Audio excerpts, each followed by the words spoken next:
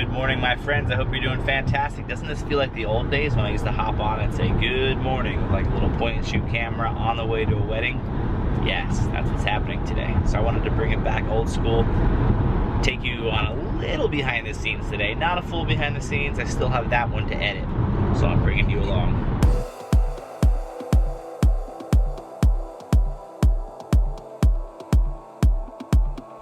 Alright, so the first question someone asked is, do I shoot 4K all day and what frame rates and all that kind of stuff? So the answer is 90% of the day we shoot in 4K 24 frames a second. We always shoot in 4K no matter what. The only times we change from 24 frames to 60 frames is things that we know that we're going to slow down. And if we're undecided whether or not we're going to slow it down, we'll actually go more toward just deciding on 24 frames and not slowing it down than going to 60, because we only shoot 60 if we know we're going to slow it down. We do not shoot 60 frames with intent to actually keep it in 60 frames because it looks really weird. So always 4K, always 24 frames a second, sometimes 60. And that can be tricky, obviously, because you have somewhere to be, but you also have somewhere you have to get shots of. And I think that's all about just communication with the couple and really understanding what the day looks like. And most importantly, how early do you need to be at the next place, and what's happening really should determine that. For example, at a ceremony, you want to make sure that you get there with enough time that you can be ready to shoot the ceremony. So if there's something that you have to leave for early before that, that has to take priority, that you need to get to the ceremony and you need to leave whatever you're doing to get there in time, because you can't obviously like wait for yourself to be ready before the ceremony starts. It starts when it starts. Now, if it's something like you're going from one place to the next and you have a little bit of wiggle room where you can get there a little bit later, then that's totally okay. It's all about just trying to find what is most important and when you really need to be somewhere. That's how I look at it. And while we're on the topic of solo shooting weddings, someone asked, what's the most difficult part of shooting solo on a wedding? And that answer is simple: everything. It sucks.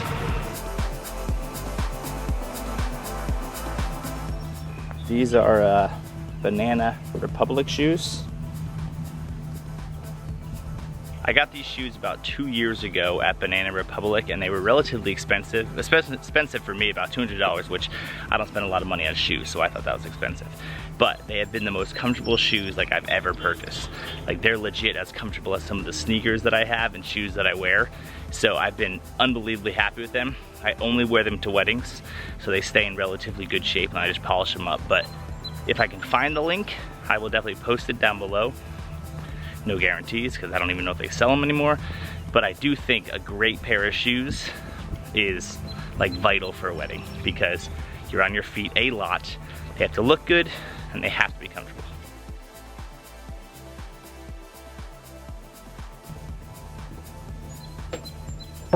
There's no reason whatsoever for me to be in this building, but I figured it was kind of cool. It's like a random shack.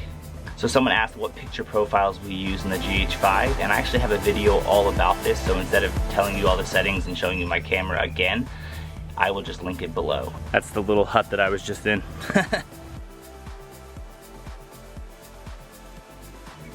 You have to first connect with them. So you have to be personable. You have to realize that, yes, you're getting paid to be on the job, but you're also like, they're human, you're human, and so you need to first make a personal connection with them and let them feel very comfortable. And once they're feeling comfortable, then they'll trust you and they'll act a little bit more, I don't know, comfortable, and you'll get the most out of your couple that way, I would say. Yeah. But you never know. Sometimes you do get some awkward people, but the best that you can do is at least control what you can control and make them feel as comfortable as you can. I think that's probably the best thing to do. And the answer is, I actually use the Canon EOS R just for the gimbal now. And why do I do that? Yes, I'm a huge GH5 fan, and I have 4 of them, but I don't like worrying about focus, specifically on the gimbal. So I use the Canon with the 16-35, and the autofocus is amazing. So I can worry about just getting my shots, not worrying about the aperture, not worrying about the focus, and it just does it for me. That's it.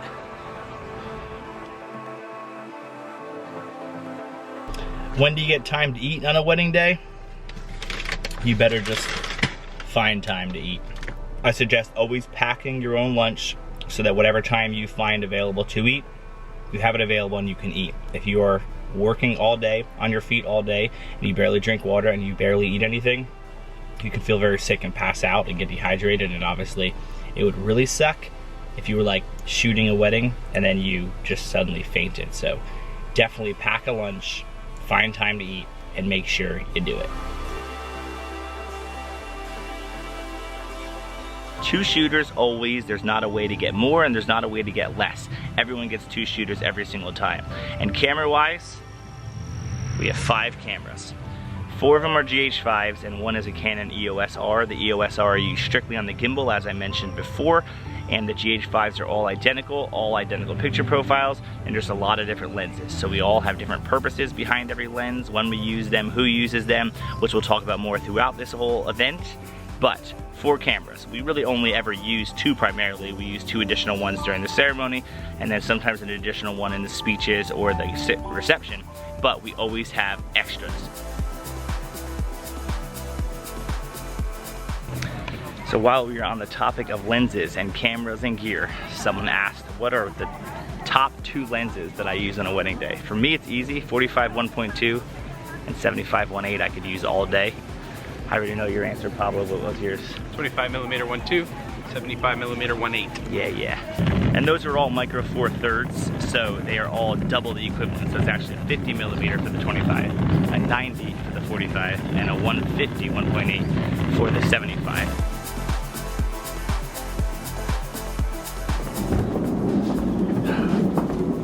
This'll work.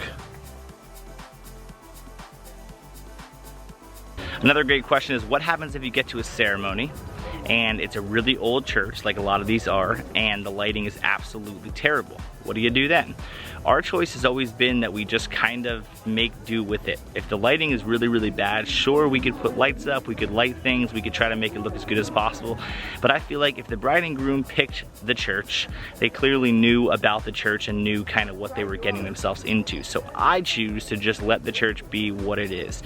And if it doesn't look fantastic in post, if it looks really dark, it looks kind of dark. I don't bump things to crazy ISOs. We don't have good low light cameras and we don't really care because we don't need them. We just choose to let it be a little bit darker and then we'll just kind of make our color grade work for it. It's not ideal, but if it's like a church that's really dark and that's just the style of the church, what are you gonna do? The honest answer is simply that I'm just not a huge fan of adapters. I feel like I've had so many issues with adapters, with like light leaks, and then some that don't connect the right way, and then aperture doesn't work the correct way, and then obviously autofocus doesn't work whatsoever. And not that that's a big deal for the GH5 because the autofocus isn't good anyway, but I just feel like I've always had issues with adapters and I'd rather have the native lenses. That's just my preference. This is another great question. They said, how do you balance just getting a basic shot so you don't miss the moment with getting something like more creative that obviously is like the shot you really would want? And I think it really depends. It's gonna depend a lot on your skill level, because if you have done this for a long time, I think it's easy to get creative shots faster. So you're not so worried about missing the shot because you're just naturally looking for a creative angle. You're good at racking focus, you're good at picking good exposures and composition, and so it's just not necessarily hard to get a creative shot. I think if you are early in the process, I 100% recommend that you get the safe shot before you get the creative, because if you're not super used to it and you are trying too hard to get creative, you may miss the shot, and that's definitely not what you want to do. So I think the balance just gets easier and easier as you move forward, because naturally your creative shots just come easier. Another question is, has a DJ ever refused to give you a feed for toast? What do you do if it happens? So this never ever happened to us. We definitely take pride in communication and relationships. So as soon as we get to a venue, we always go right up to the actual DJ. We introduce ourselves, ask a little bit more about them. One of the big tips I could give you is to not go up to the DJ and make the first thing you say, like, can I get a feed? Because naturally it's like you gotta try to be friends with them first, and just ask them kindly and ask them what you're looking for, and then have all the cables ready for it. So don't just bring an XLR, and if they don't have that, you're like, well, what else do you have? Bring an XLR, bring an RCA, bring a 1/4 inch, bring a TRS, a TS, bring all the cables possible, so there's no reason that they can't give you something. And then if for some crazy reason they decide that they don't want to give you one, which I've never had happen, then I would just put a lav mic on them. So we use the little Tascam DR10Ls, and I will just throw a lav mic directly on both people that are giving the speeches, and that's it, and it will sound nice and clean. I found a spot here with much better lighting. should have used this. All right, so hopefully you enjoyed this little bit of a different, unique kind of behind the scenes thing. We didn't want to do another just full behind the scenes. That is coming, the very last one on the channel, but really the goal was just to get some real-time feedback and answers for you. This is just an interesting business. It's tough, and what's interesting about it is the fact that no wedding is ever the same. Sure, the same things happen at every wedding, but every wedding is different. Every room is different. Lighting is different.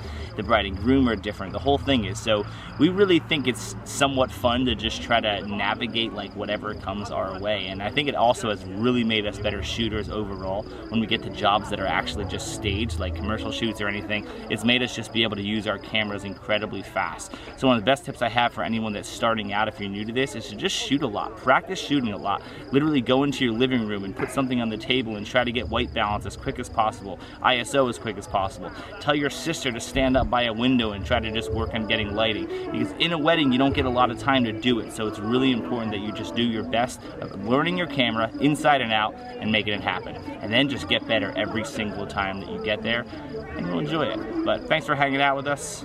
Pablo's arm's probably getting tired because it's a tough angle there, but thanks for watching, and we'll see you next time.